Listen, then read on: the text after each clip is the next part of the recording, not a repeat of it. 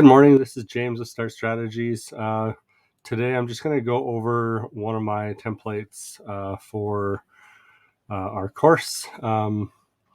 Essentially, this is like your basis of your business. All business plans kind of start with this. So we'll start with the template here, business plan. You'll basically kind of write what your business is. That's kind of what your heading might be. And then here we're going to be putting any of the owners or any executives that might be within here. Obviously, it says right here, shareholders, partners, that type of thing.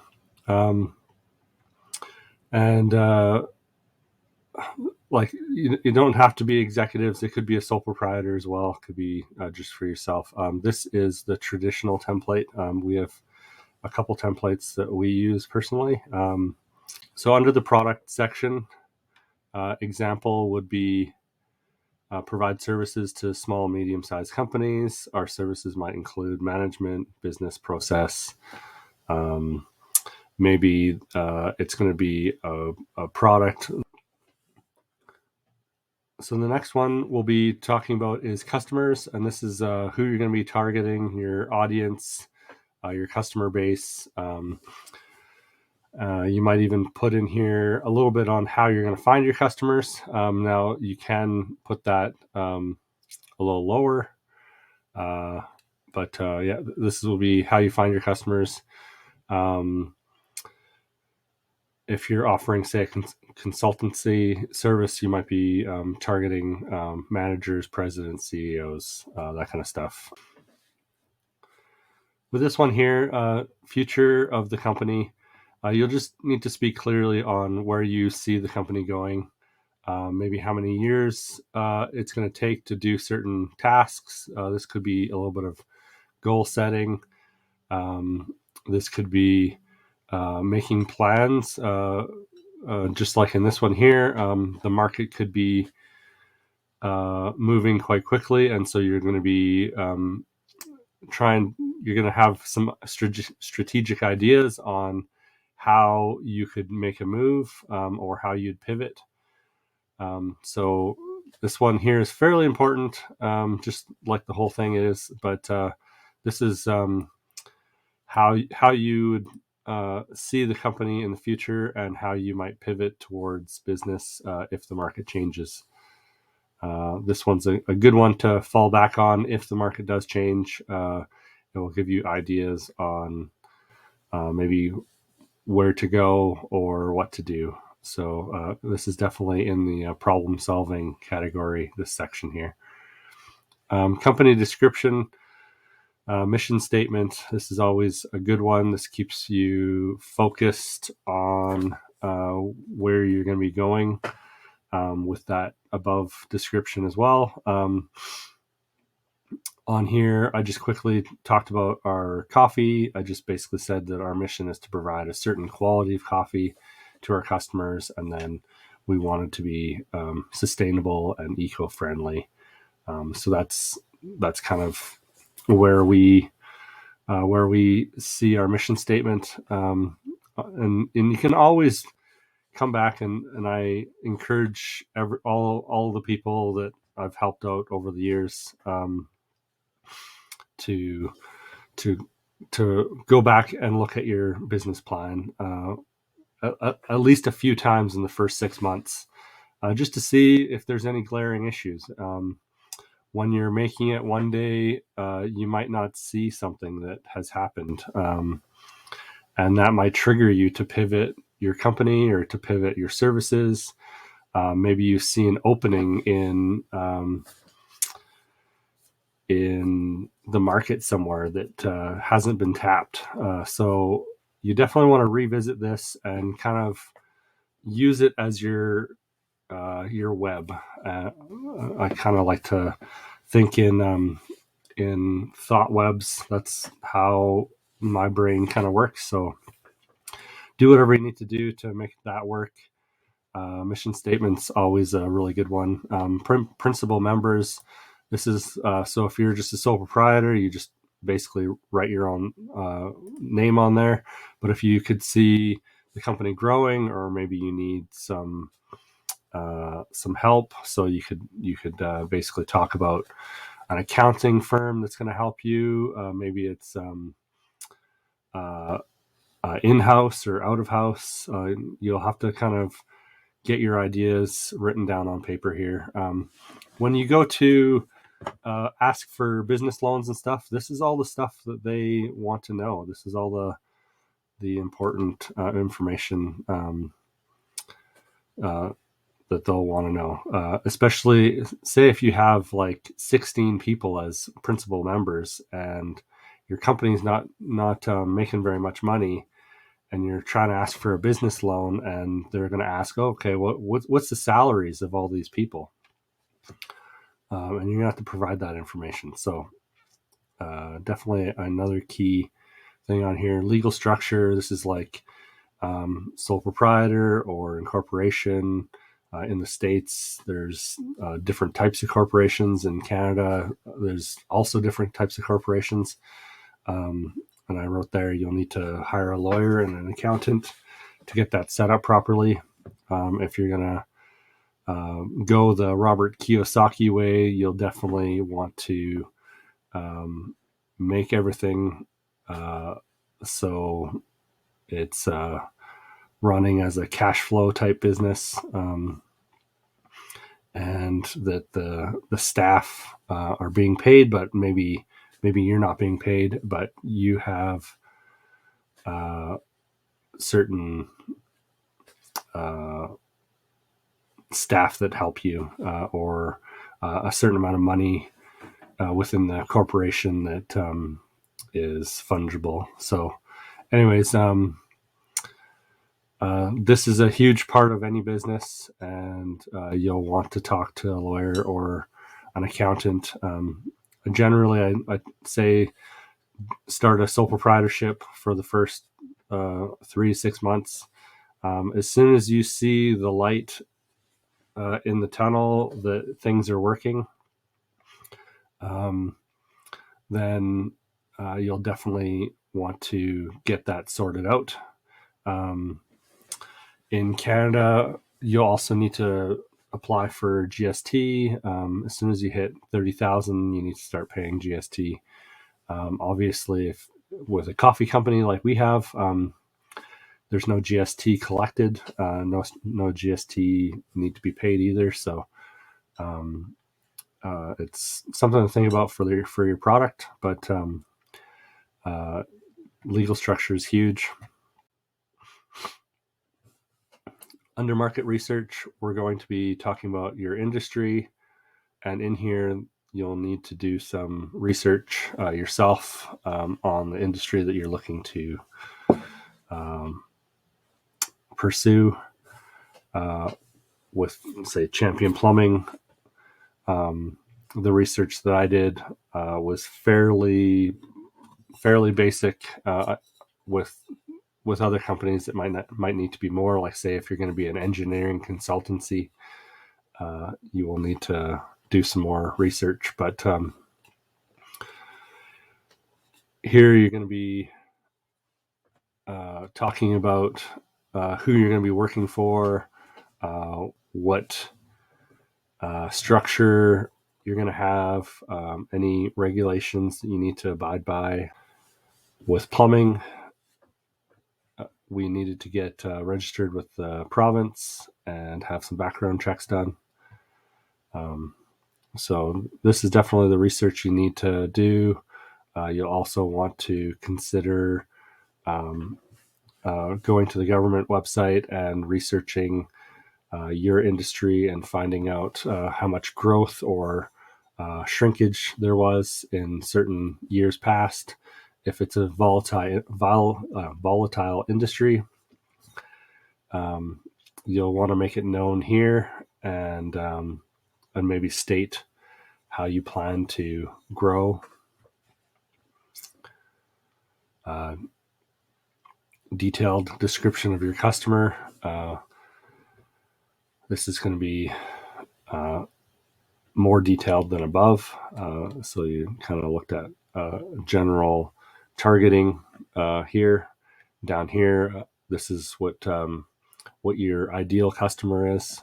Say for Highwood Coffee, our ideal customer is someone who likes coffee, but also our personal customer would like to be eco-friendly and like quality coffee with flavor profiles.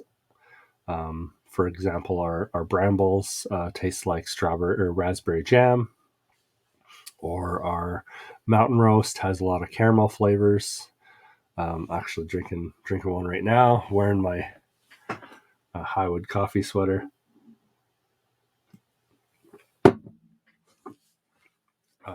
These are the kinds of things you want to think about. Company advantages. This is where we're going to provide our services and where our value is. This could be a million bullet points. You don't need to put all those advantages into one product or one service, but you'll definitely want to consider having some sort of advantage over your competitor. For example, Highwood Coffee.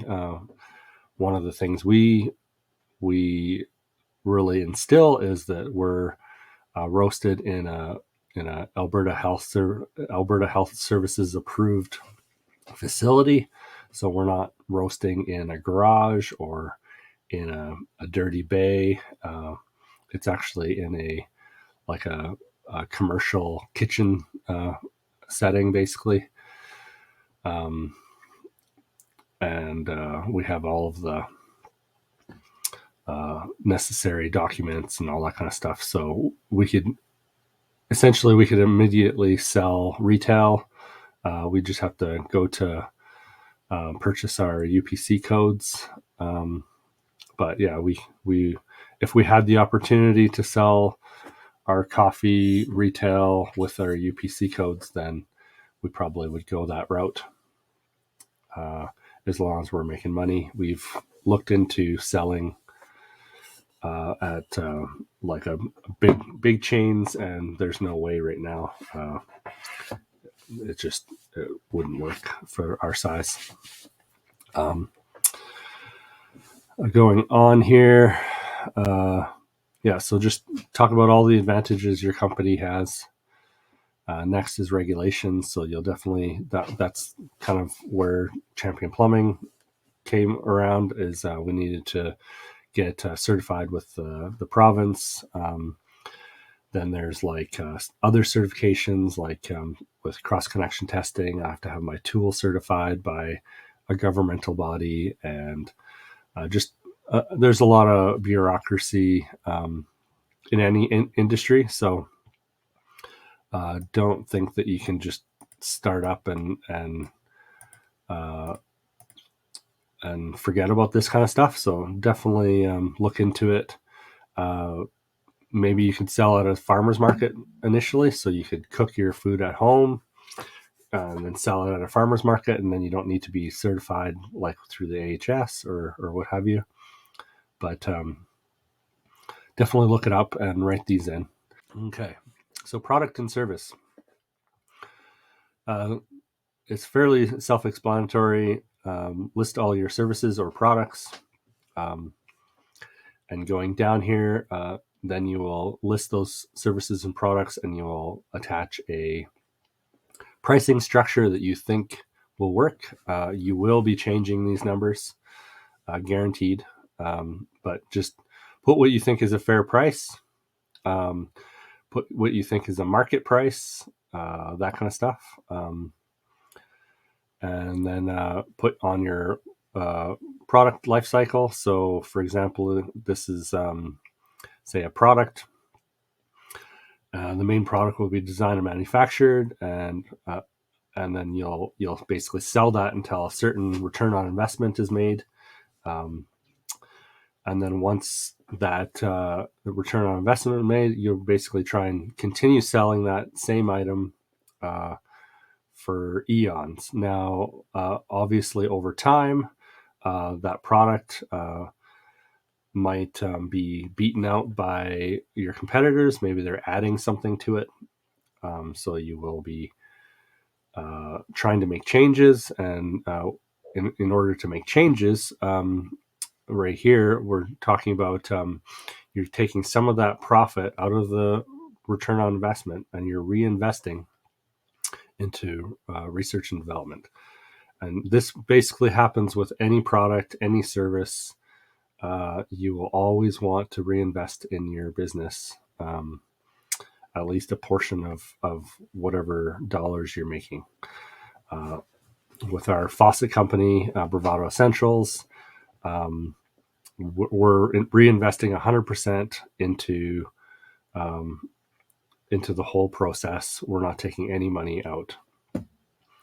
So that should allow us to grow, hopefully, a little faster. And then when we do grow big enough that we can start selling, say, on Amazon or other avenues, that product investment money was worthwhile.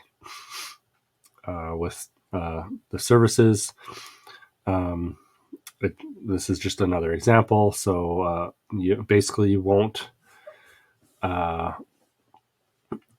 sell your service unless you meet a certain profit margin. So and then it also says it pending approval of contracts. So there's going to be somebody within your company, maybe it's you, maybe it's somebody else, but you're going to be in charge of contracts, and you're gonna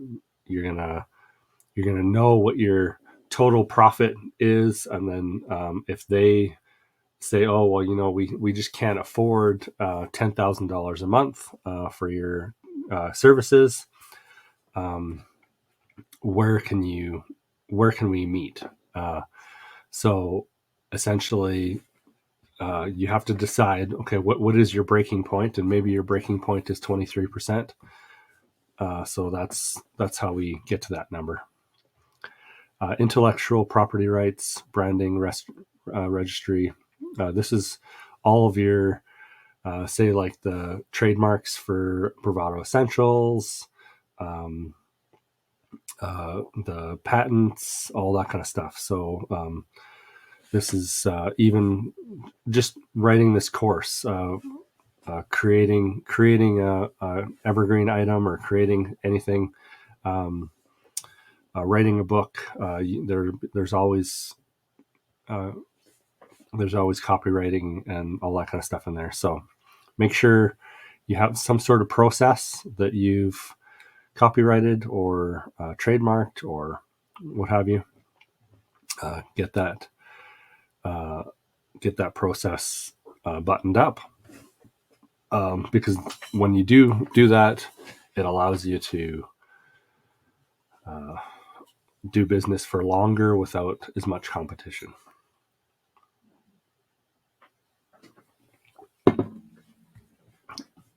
Research and development, another huge thing. Definitely don't forget about it.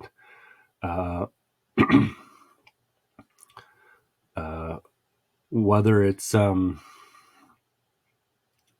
your strategies, like this is like with Start Strategies, this is the process I've used to start up my companies, that I've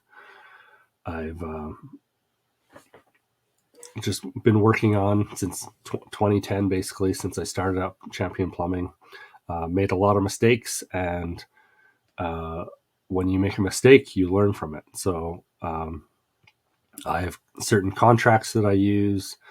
I have a process of approaching a customer. I have a process of doing approaching the work I'm doing.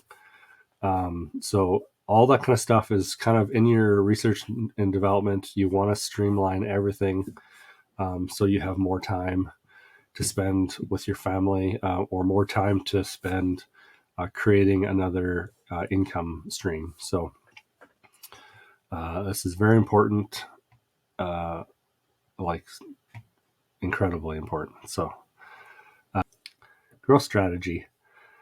this will be your everything from social media, your website, approaching customers through network meetings.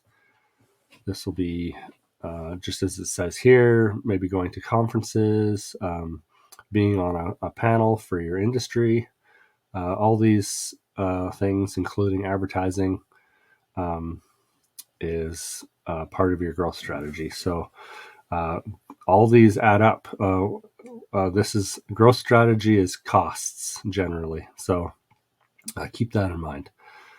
Communicate with customers. This is basically how you target your customers, meet with your customers, talk to your customers, social media, all that kind of jazz. Now, how to sell your product or service. This depends on the type of company as well. If you are a consultancy service, you might have just one person in charge of contracts. So this might be also in a retail setting. This could be, say you have 4 staff on the floor making shoe sales, or two bakers and 2 sales counter staff, or someone making sandwiches. He's going to be, how are you going to be selling? How are you going to be controlling the sales process? So you might have one person helping customers try on shoes, and then you're going to have that person is going to pass the customer along to the front counter, and the front counter staff is going to process the sale in the POS system. So this is it's complicated, but it's a fairly straightforward process. With say a tradesperson like myself, obviously it's just one person, that's me, who does all the invoicing, but I might have other staff doing the work. And when you use a company like Square, you can definitely have the staff members through the system. You can have all kinds of back-end notes saying, okay, these are the items that I fixed. The customer chose today a 1-hour service call. I was on site for 1.45 hours or whatever, plus travel time.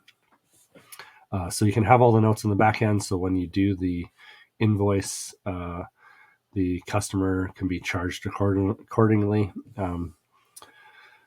Some companies also will have just buttons hooked up in the Square system. And so you basically just click, these are the tasks I did, and then out pops the end, and then you can just basically hand your POS system to the customer. So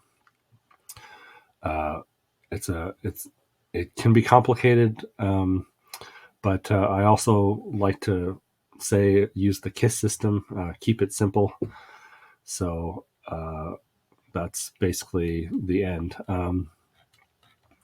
This is the basic template. I do have a bigger template for my full course customers, which includes all of the pricing and bookkeeping stuff kind of on the back end. So you'd see that just down here. If you have any questions, give me a holler and we'll see what we can help with. Other than that, have yourselves a great day.